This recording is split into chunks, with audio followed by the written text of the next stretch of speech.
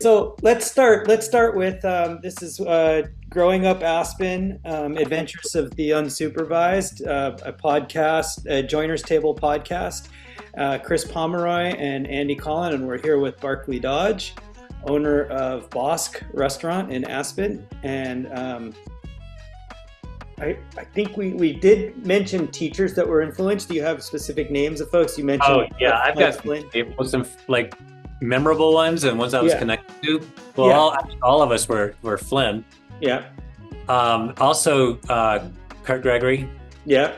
He was a big deal to me. What was her name? Nancy Kalupka. Kalupka, yeah.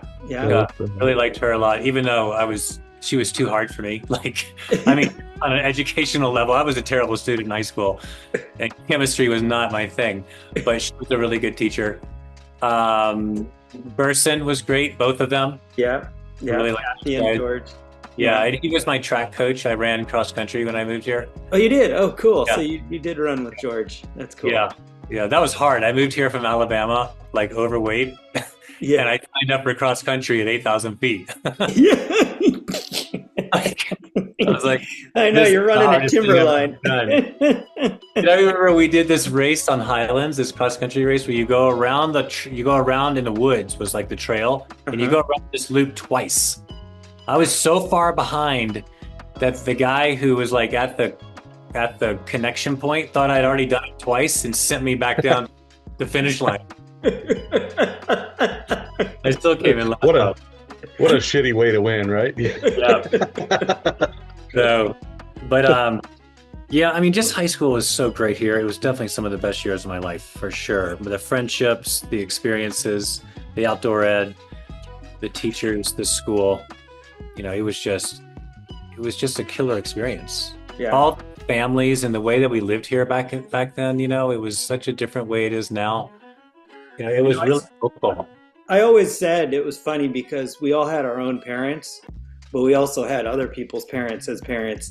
So it was like you didn't just have a parent. You had a whole slew of parents that were sort of your parents, you know? Yeah. And it was... But I must say, I have a 5-year-old and a 2-year-old now. And my 5-year-old, who's like really social with, you know, our friends and stuff, that's how it is with the parents, with those guys too. Oh, like, really? They're rock solid. Like, it's a really cool crew to watch, like the mom group, my wife, and it's really cool. Like, it's a good community still on that close knitted social level, local level here. Like, that's the thing about Aspen is like, you know, people always say it's changed, and the facade changes all the time. But like the roots are still there, except for there was one big hiccup. Like, COVID changed that. COVID tore some of those roots out of town. And a lot of people moved in here and some people moved out, but so many new people moved in during COVID to set up camp in Aspen because New York wasn't a place for them to be and they could afford to do that.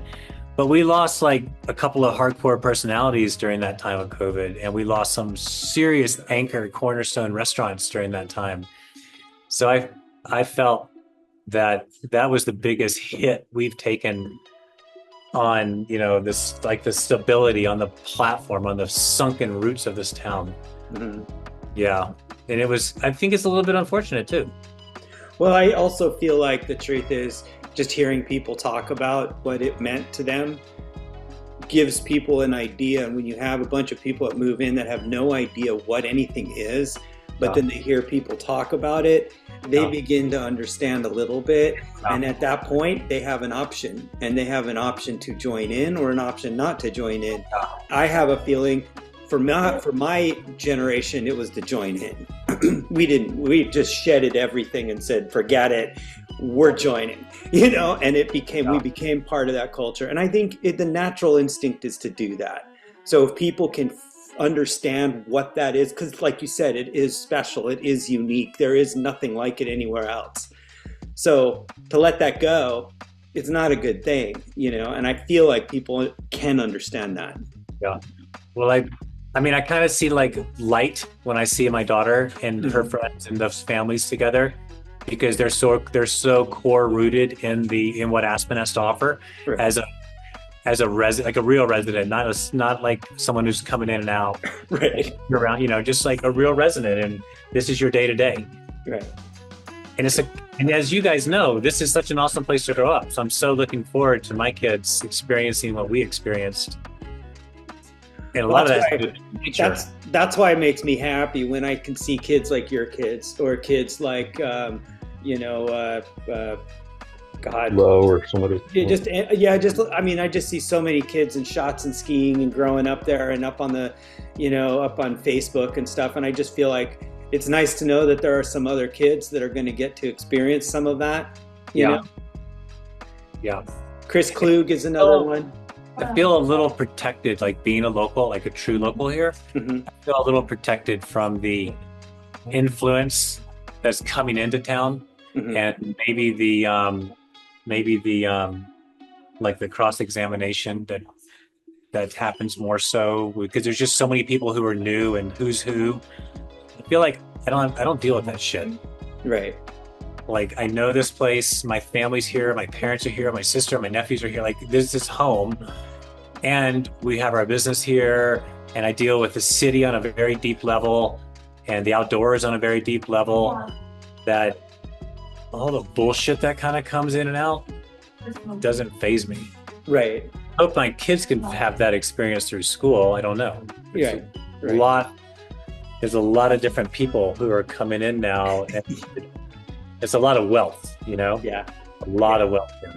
Well, I would have to say though that we had a lot of that as well when we were growing up. And I'm constantly learning that somebody I've known my whole life, their dad was famous for this, or their mom, and it's always been there. I think the difference is that back then, most of those folks were interested in maintaining a community and fitting in, being just a normal person, having you like the strand kids.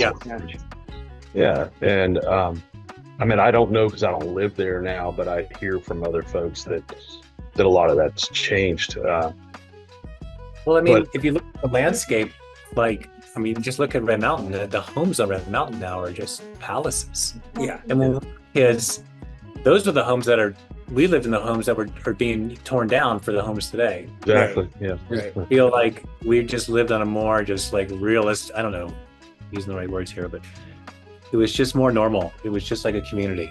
Yeah. And less ostentatious.